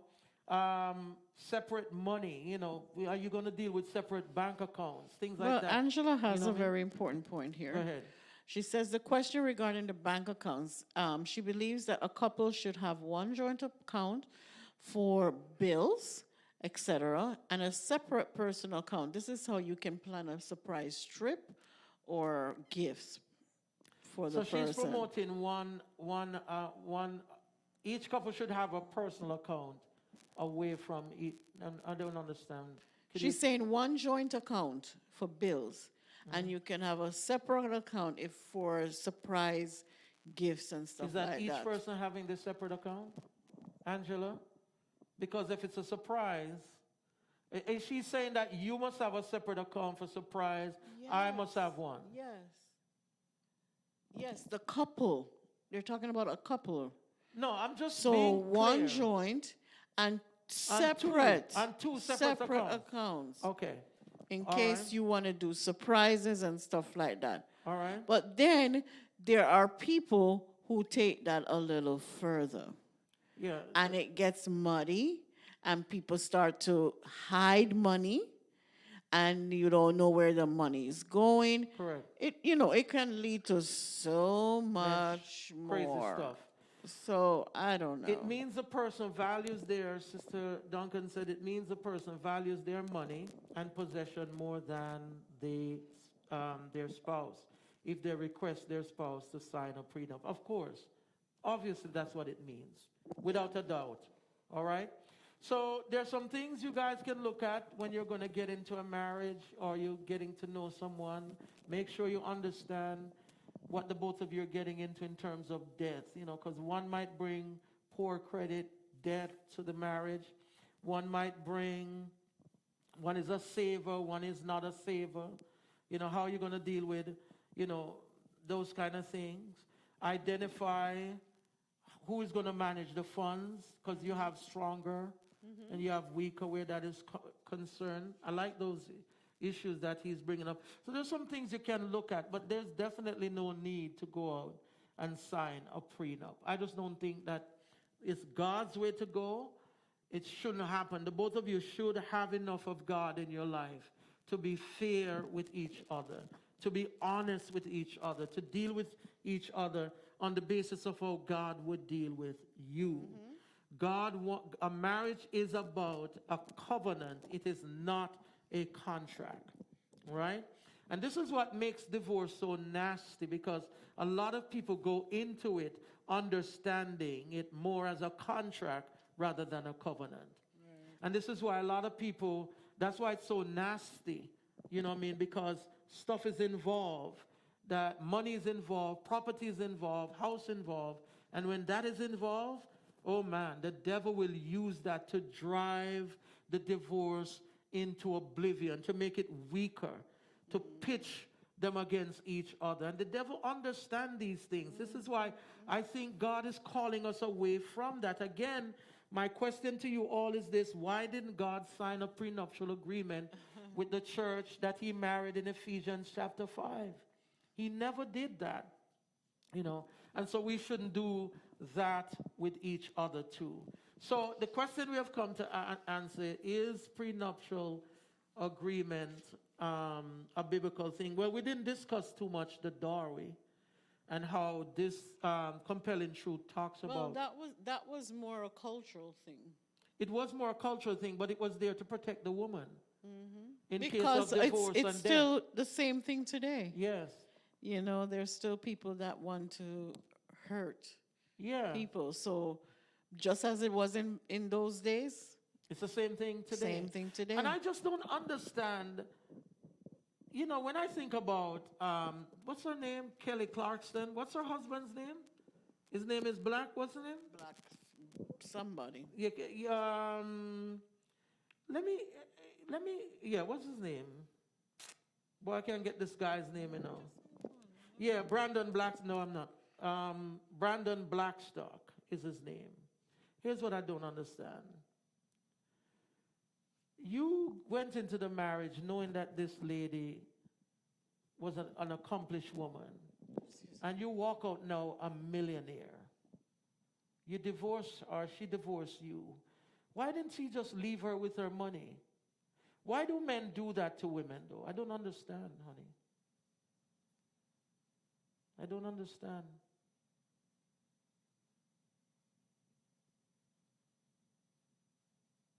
He's not here to talk up to us. I don't know. Why he did that, I don't know. No, I'm just saying, I think it's unfair for men to take advantage of women. I think this is kind of one of those taking advantage kind of thing. Like he walked into the marriage, never was that wealthy. Now he walks out very wealthy. I think it's unfair. This is why Once again, it's Hollywood, and we just have to leave them to their. I mean, we can't really sit down and worry about what they're doing.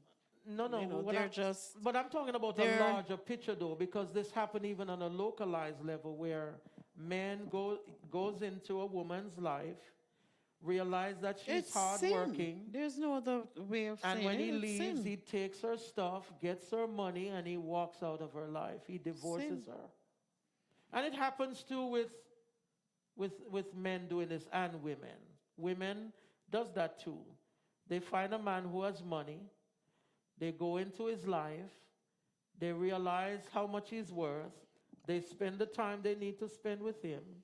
And they make their dough. And they come right back out. I just don't understand these things. But listen, from a biblical perspective, I'm just saying to all of you, what is this here? Read that for me. I have heard about a story about a girl who lives in England, and she went down to Jamaica to sue her mother over something pertaining to a will her father left. And the girl ended up having a heart attack in Jamaica. So she went there thinking she would take her mom to court, but now they are planning her funeral. Wow. Again, people with bad intentions, you know, it's the same thing with that guy, bad intentions. Bad intentions. You know, He it's knew just she sin. had money. Yeah, he knew she had money. So And he took advantage of it. And because of, like you said, it's Hollywood, that's what they do. they never had a prenuptial, apparently. They never had a Right. prenuptial. So, So right. she has, because, you know, she has a, what is it? A talk show. She's a famous singer. Yes. She's well accomplished. And Yes. so, you know, Yes, he took advantage of that. Yeah. Yeah. Paula says it comes right back to spouse's protection with a prenup. Yeah. So I think we have people out there probably divided over it, right? Oh, absolutely. Do you agree with it or no? I say no. I say no too. Yeah, but there are people that are going to say, yes, to protect yourself. But again, you don't know this person. Because if you knew the person, you would trust that you guys, although you were going through hard times, challenging times, you know that this person is going to stick with you. Yeah. You have that confidence that you have chosen the right person. God is with you. He's going to protect you. When you go out there and you get a prenup, then you say to yourself, God, I really don't trust the choice that, that you have put before me, or I have chosen, whatever the situation is. And so I am going to protect myself just in case things don't go well. And by doing that, you bring in the enemy into the clause. Yeah. And I think that's where that should be, I think so too. It's as you can see, it's a age-old problem because they had this way back then, and nothing has changed. We're still doing the same thing. But I think the difference with the biblical perspective is that God sees the woman as the weaker link. In that kind of society, the woman was never allowed to work. The man was. She wasn't a participant in society as this economically as the man. In biblical times, the way the Bible sets it up, the way women were protected by the dowry. It had to be paid to the bride's father. It was used as some kind of funds just in case the man dies, or just in case he divorces her, or just in case she doesn't have any sons, right? So in Bible times, the women were protected. Men didn't try to take from the woman. Today, today we have flipped. It is flipped in society today, where men are taking from women. So the biblical narrative, the biblical approach has been lost upon our society. We're supposed to be protecting our women, not taking stuff from them. And that's the point I was trying to get to. That this is why no matter if they make more than no matter if a woman makes more than a man, no matter how rich she is, a man should not seek to take from a woman. A man who takes from a woman is not protecting that woman. He's being really, he's not protecting her. He's not loving her. He's being selfish. He's money hungry. And that's what that is why I find that this is so, to me, gross. When I saw this article about she paying him a lump sum of $1.53 million. Spousal support, and spousal really, support dude? each month of You don't plan to go work? $1,000. And she has the children. And she has the children. And so that's what I'm saying. The biblical model has been lost upon society. And somehow the Christian church does not need to get involved, nor do we need to do anything that mimics or amplifies the views of the world. This is what makes prenuptial agreement to me a sin in God's sight. Why? Because we must look at our women as to protect them. The Bible says they are what?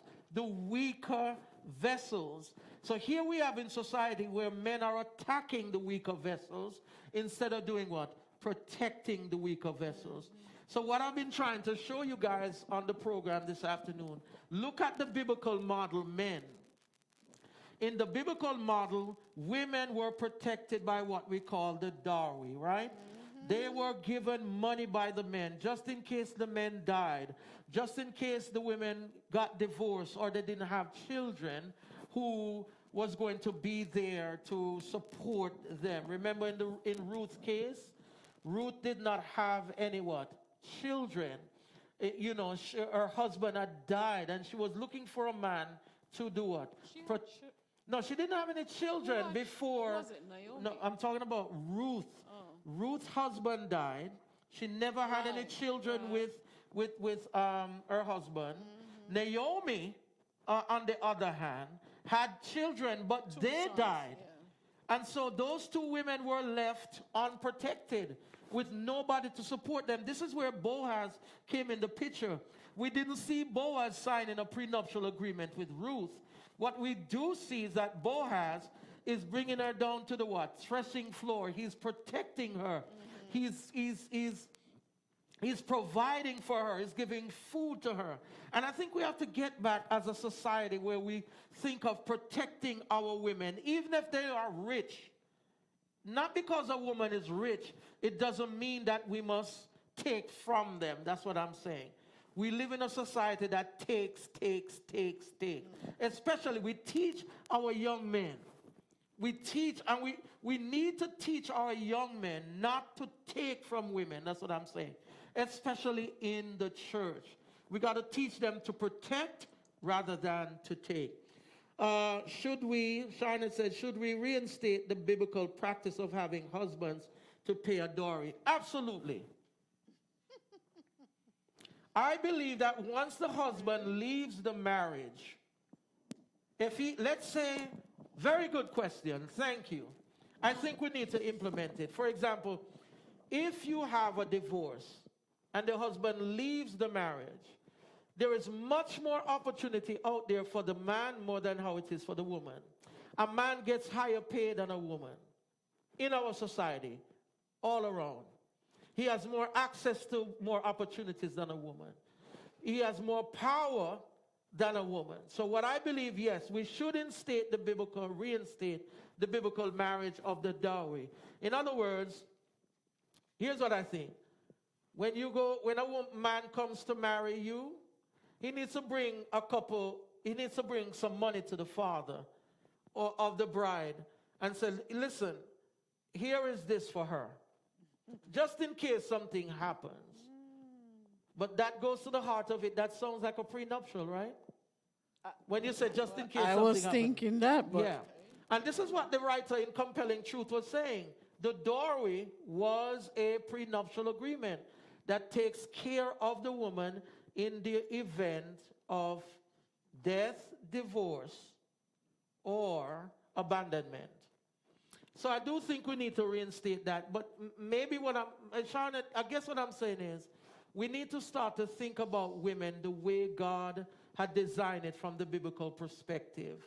That women are indeed the weaker vessel. And not in the sense mentally nor academically weaker, but just physically in terms of her femininity. That women are the weaker vessels, and as men, we need to protect them and not be taken from them. I think when I read the article about this guy being paid $1.3 million and then $49,000 every month, and he doesn't have the kids, he's just spousal support. What is that to a man? You're paying a man. I don't get it. Spousal support? When you think about spousal support, you think about a woman, not a man. That's what I'm saying. Toriana said, what about the woman leave? What about when he said, what if the woman leaves the marriage? Well, same principle. Same principle. I think it doesn't matter. I think the point that I'm assailing here, Toriana, is that the man must make sure that the woman is taken care of, regardless of what. Esteem each other better than yourself. And the man I said that has a duty earlier. to take care of the woman. Take care of her, not to take from her, but to take care of her. And that's the biblical model. Even when there was a divorce, the man would take care of the woman rather than the woman fending for herself. That's what the dowry was about. I do not believe in prenuptial agreements, but I do believe that the man needs to take care of the woman. That's what God created him to do. Adam was to take care of and I was Eve. just going to say, bones of my bones, flesh of my flesh. Yes. He understood his role in his family. Right. And today, I'm sorry to say, many men don't understand their role. Right. And that's why we're here with this young man expecting to get spousal support. Of $49,000 per year. And he has no responsibility with the children. Exactly. She has the children.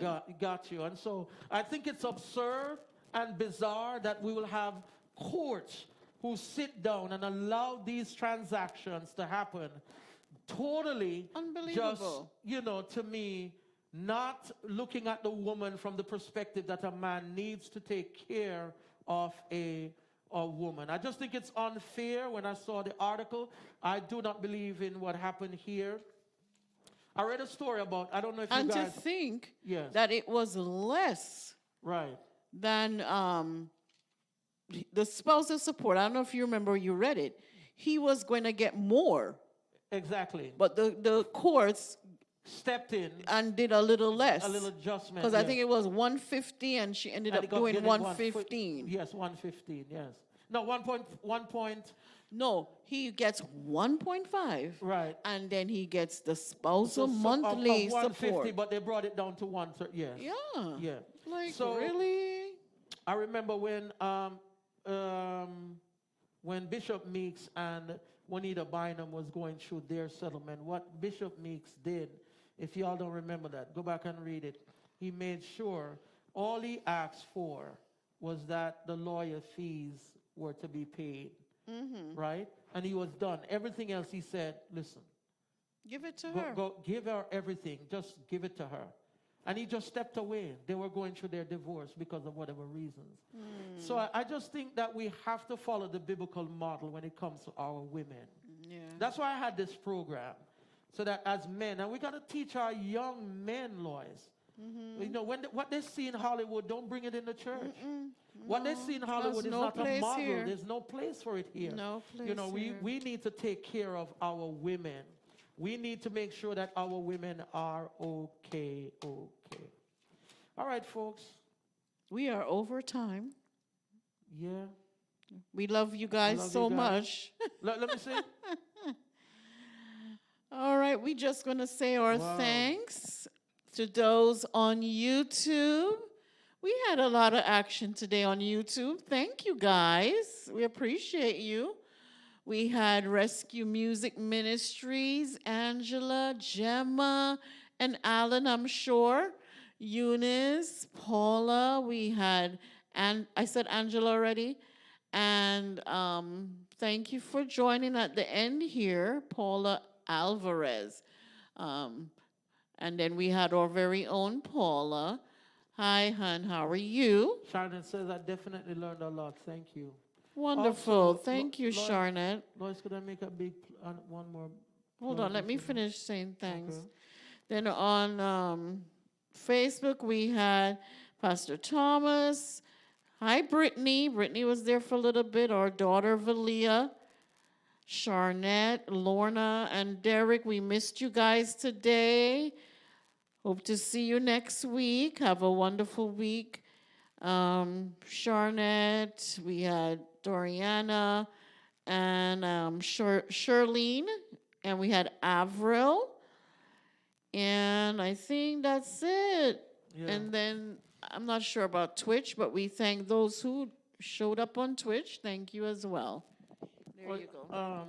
Real quickly, Lois, if you could just bring back that slide up there for me with the